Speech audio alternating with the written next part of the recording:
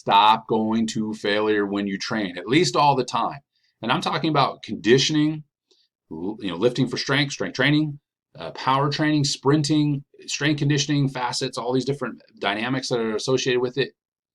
You have to realize that while there is a benefit to going to failure, you are also going to increase the amount of fatigue that accrues as a result of that training.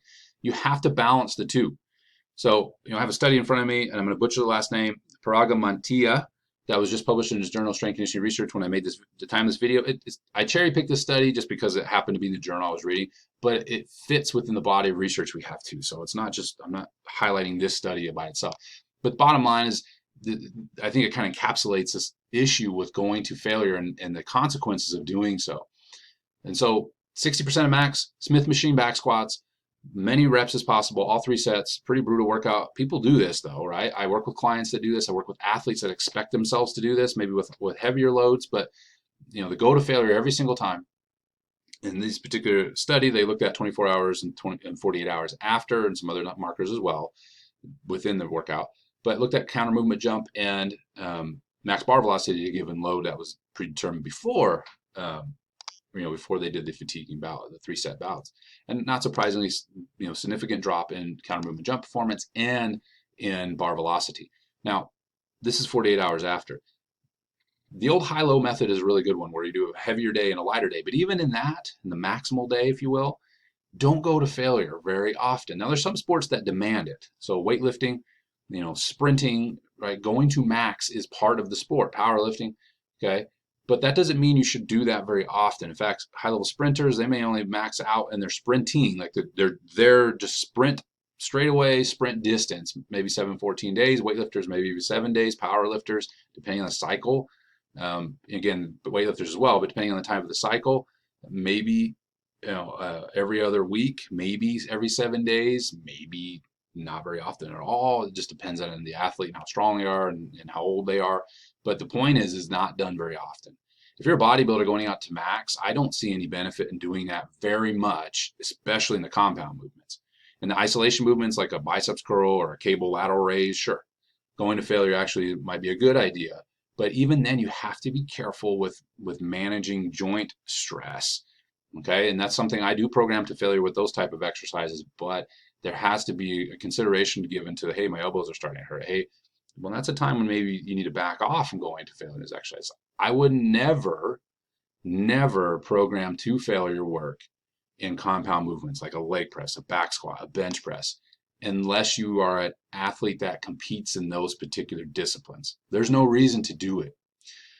Remember, there's that balance between stimulus. Dr. Israel he does a good job of encapsulating these ideas that have been around a while, and I've thought about, but he does a really good job. And so I'm going to use his language. I just want to make sure I give him credit. The stimulus fatigue balance, we've seen the super compensation model with the gas model, fitness fatigue model. These are all things that you can see these things as well.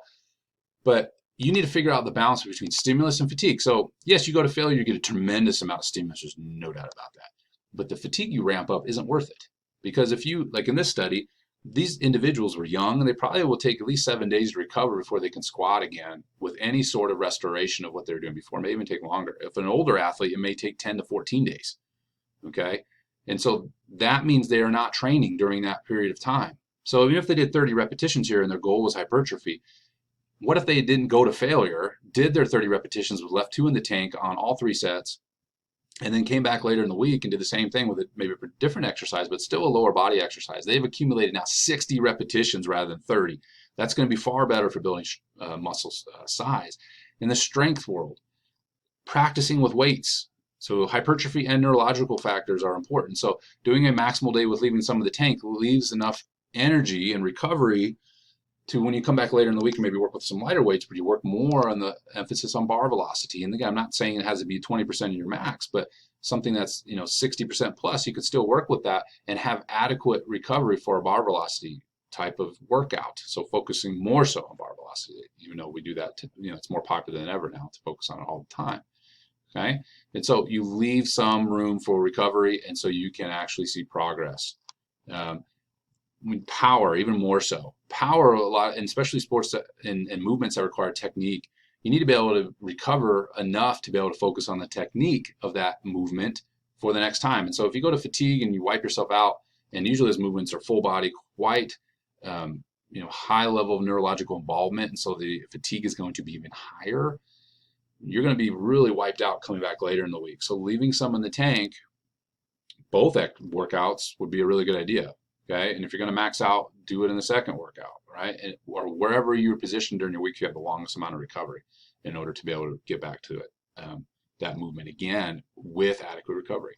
Okay, even in conditioning is probably more forgiving than the others, but one of the things to really consider is how much joint wear and tear are you doing when you're going to max all the time. And some of the modes of exercise I see that people utilize, like maybe an Olympic style movement, is not a good idea when you go to max.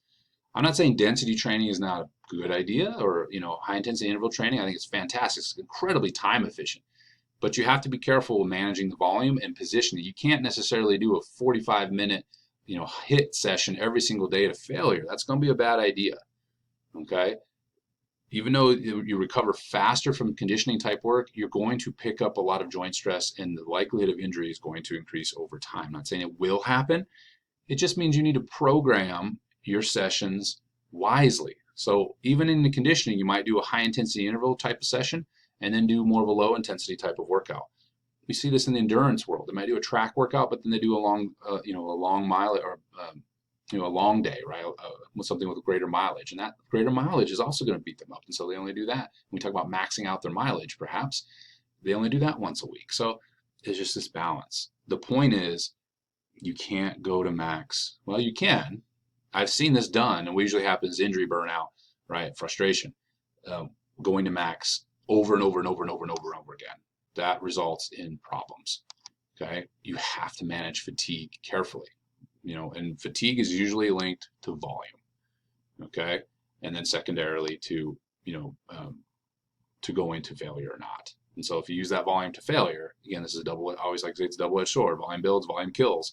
And how you wield that volume sword is going to be very important. And one of the things that'll kill is going to failure, quite frankly, with as high a volume as you can push, and for a particular load. That is not going to be successful. Okay, I'll leave you with a little, I did this too. When I was in high school, very dumb, young and dumb, more the dumb part than young. That I contributed more to being just dumb. Bench press was a big deal. High school boy wanted to, bench was important, blah, blah, blah, high school football player, blah, blah, blah. But my bench was stuck at 325. And I remember being very upset about that. So I would train harder, right? I would max out, early in the week, and then I would do volume work later in the week. And I noticed this kind of curious phenomenon. When I'd get sick, I'd come back expecting to get crushed, but only to find out I didn't know these words at the time, but I would super compensate, right? And I would PR in the bench, and what the heck? I was sick. I missed a training day. Well, again, this is the idea of accumulated fatigue. And by resting completely, I was able to rest, wash out some of that fatigue, and then the fitness fatigue model, you'd see then what you're left with is the fitness gains that you had been making are now visible in terms of what my bench max was. And so that's the approach, when you step back from it, you want to have that approach instead of doing all in, all out. Stay a little bit closer to leave some in the tank, and then you have more in the tank later when you might want to do a lighter day, whatever you want to call it, speed training, whatever it is, or technique day or whatever. Okay? That's a better approach. You won't wear yourself out. You reduce the likelihood of injury, and you're going to be a lot less frustrated with your training.